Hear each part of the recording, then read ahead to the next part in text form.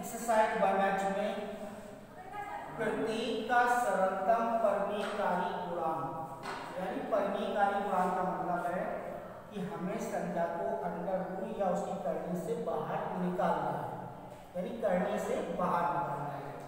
जैसे कि पहला नंबर है अंडर रूट 15। अंडर रूट 15 की जो अभाज्य गुणनखंड करेंगे वो 3 × 5 होगा, ना तो 3 का जोड़ा बन रहा है और ना 5 का जोड़ा बन रहा है। इसमें हम संयुग्मी गुणा कर रहे हैं, वो अंडर रूट 15 का कर रहे हैं, यानी संयुग्मी गुणा मतलब है कि केवल अंडर रूट 15 में अंडर रूट 15 का गुणा कर रहे हैं, तो ये हमारी संख्या अंडर रूट से बाहर निकल आएगी। तो अंडर रूट 15 में अंडर रूट 15 का गुणा करेंगे तो बराबर हो जाएगा 15, और 15 जो है वो एक परिमेय संख्या है, जबकि अंडर रूट 15 एक अपरिमेय संख्या थी, उसमें से अपरिमेय संख्या में अंडर रूट 15 का गुणा किया तो ये परिमेय संख्या होगी। तो यानी कि हमारा जो है अंडर रूट 15 का परिमेयकारी गुणांक है, यानी कि अंडर रूट 15 में अंडर रूट 15 का गुणा कर दिया तो संख्या 15 होगी, 15 एक परिमेय संख्या होगी, यानी कि अंडर रूट 15 का जो गुणा किया है वो अंडर रूट 15 का परिमेयकारी गुणांक है। सेकेंड नंबर करनी r 3। तो यहाँ पर करनी r है और 3 है एक बार, तो 3 एक बार है और हमें कितनी चाहिए 8 बार 3 चाहिए।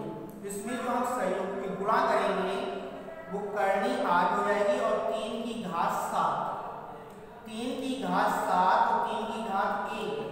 करनी जब हमारी बराबर होती है तो इनका जब हम गुणा करेंगे तो आधार बराबर है, तो यहाँ पर हो जाएगा बराबर करनी 8 3 की घात 8।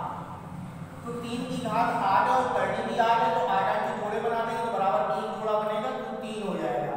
तो यानी कि करनी 8 3 की घात 7 करनी 8 3 का परिमेयकारी गुणांक है। इसके बाद तीसरा नंबर करनी 3 16। तो यहां पर सबसे पहले हम 16 के फैक्टर करते हैं, तो करनी 3 16 के फैक्टर हो जाएंगे 2 × 2 × 2 2 × 2 × 2 8 16, यानी कि ये आ गया करनी 3 2 की घात 4। अब यहाँ पर जोड़े बनाने हैं 3 3 के, तो 3 का एक जोड़ा बन जाएगा, लेकिन 1 2 बचेगा, उसका भी जोड़ा बनाने के लिए अगर इसमें हम गुणा कर दें कि करनी 3 2 की घात 2 2 की घात 2, तो बराबर आ जाएगा करनी 3 2 की घात 4 और 2 6, बराबर 2 जोड़े बन जाएंगे, 2 × 2 बराबर आ जाएगा 4। तो 4 हमारी परिमेय संख्या आ गई, लेकिन हमने करनी 3 16 में उसको परिमेय संख्या बनाने के लिए कितने का गुणा किया, करनी 3 2 की घात 2 का। तो यहाँ पर हमारी 3 करनी 16 का, तो इसमें हमने जब इसको बाहर निकाला तो हमें गुणा करना पड़ा करनी 3 2 की घात 2 का, यानी कि करनी 3 2 की घात 2 यानी 4 करनी 3 16 का परिमेयकारी गुणांक है, इसके बाद है चौथा नंबर अंडर रूट 48, और 48 के हम गुणनखंड करेंगे 2 दूनी 4 यानी 6, 2 दूनी 4 दूनी 8 8 दूनी 16 16 दूनी 32 16 दिया 48, जिसमें से 2 2 की इसके जोड़े बन रहे हैं, तो ये बाहर आ सकता है, चाहे अभी बाहर निकाल सकते हैं, तो 2 दूनी हो जाएगा 4 4 अंडर रूट 3। अब अंडर रूट 3 को बाहर निकालना है तो इसमें गुणा कर देंगे अंडर रूट 3 का, तो ये हो जाएगा 3 3 चौको 12, यानी कि √48 को बाहर निकालने के लिए कितने गुणा करना पड़ा? √3 का। तो √48 का परमेयकारी गुणांक है। इसके बाद है 5वां नंबर, करनी 3 32। इसी प्रकार से हम 32 की गुणनखंड करेंगे। करनी 3 2 दूनी 4 दूनी 8 दूनी 16 दूनी 32, जिसमें से हमें 3 के जोड़े बनाना है। तो एक जोड़ा बाहर निकल आएगा, तो ये हो जाएगा 2 करनी 3 और 2 की घात 2। अब यहाँ पर 1 2 और होता तो ये भी करने से बाहर निकल आता, तो हम इसमें गुणा कर देंगे। करनी 3 2, ये पूरा जोड़ा बन जाएगा, बराबर आ जाएगा 2 करनी 3 2 की घात 3, ये भी बाहर आ जाएगा, तो ये हो जाएगा 2 × 2 बराबर 4। 4 एक परमेय संख्या, तो 4 परमेय संख्या जब बनी है जब करनी 3 में कितने का गुणा करना पड़ा? करनी 3 2 करनी 3 32 का परमेयकारी गुणांक है। फिर इसके बाद अगला सवाल है 6वां नंबर,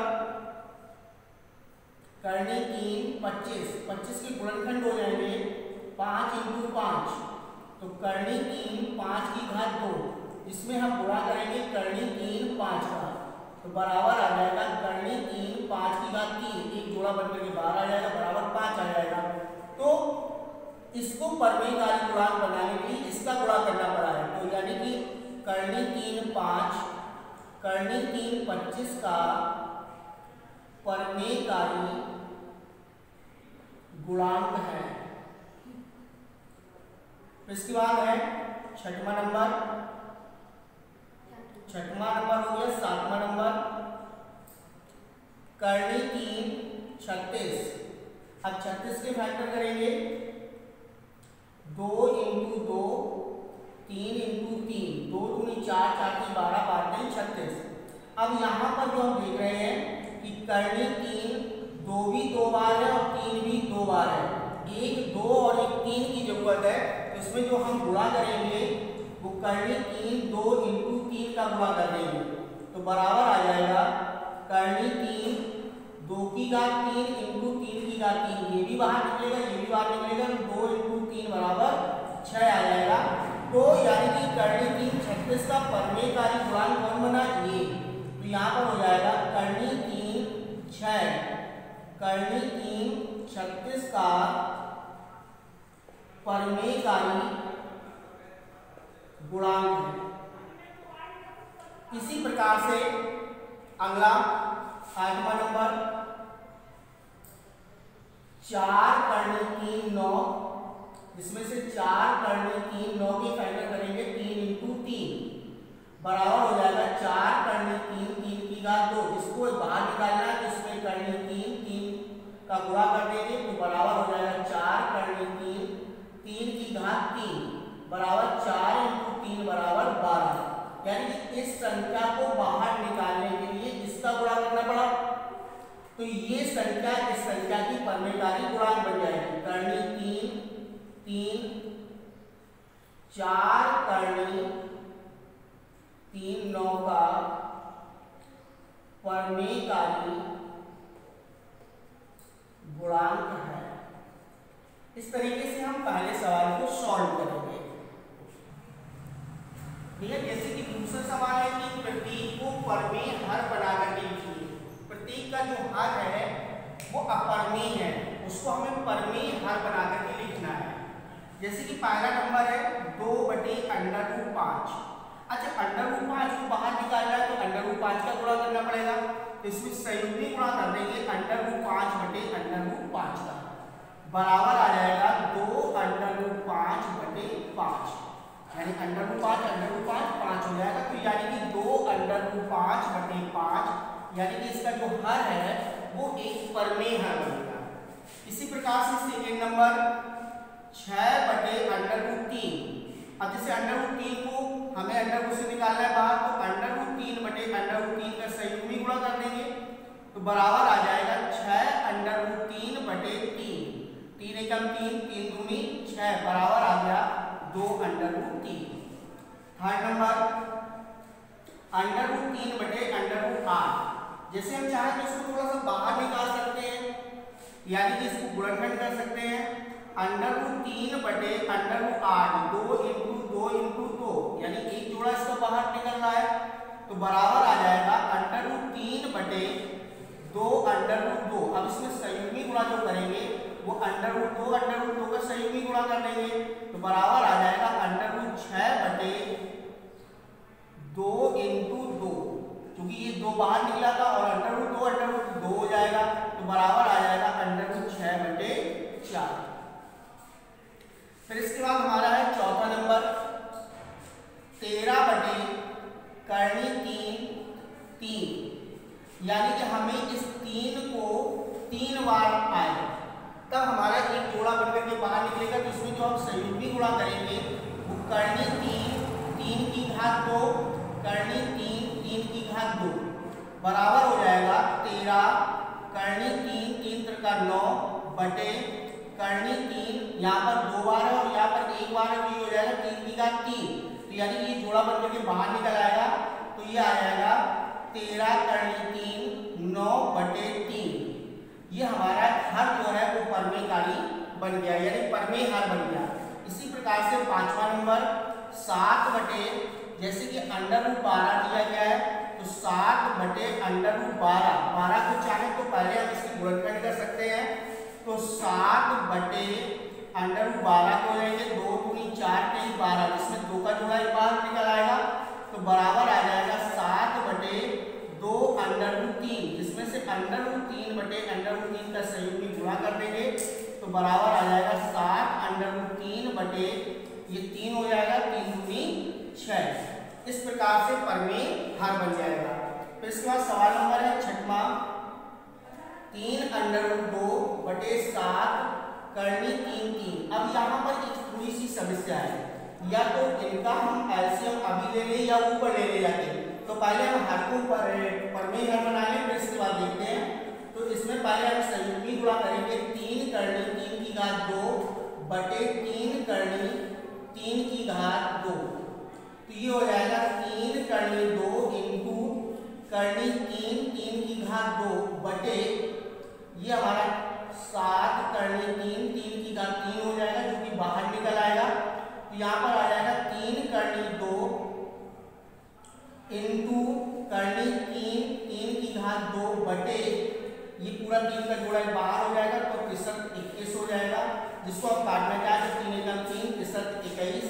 अब इनके बीच में एलसीएम ले लेंगे, यानी कि 2 और 3 का लासा बराबर हो जाएगा 6, यानी इसकी जो कर्णी है वो 2 है, 2 का भाग देंगे 6 में, 3 बार जाएगा, तो 2 की घात 3 और कर्णी हो जाएगी 6, और इसमें कर्णी है 3, इसका भाग देंगे तो कर्णी तो 6 हो जाएगी, 3 दूनी 6, और यहाँ पर आ जाएगा 3 का 9, 9 की घात 2 बटे 7 बराबर आ जाएगा कर्णी 6, 2 दूनी 4 दूनी 8 इंटू कर्णी 6 9 9 81 बटे 7। अब कर्णी बराबर है तो इनका आपस में गुणा कर देंगे, कर्णी 6 8 एकम 8 64 बटे 7। अब जैसे इसके हम अगर फैक्टर भी करते हैं तो 81 के फैक्टर हो जाएंगे 2 3 का 9 ये 27 में 81, इसके 4 बार होंगे, और इसके 2 के फैक्टर 2 के 3 बार होंगे, तो यानी कि ये कर्णी से बाहर नहीं कर सकते हैं, तो इसका आंसर हम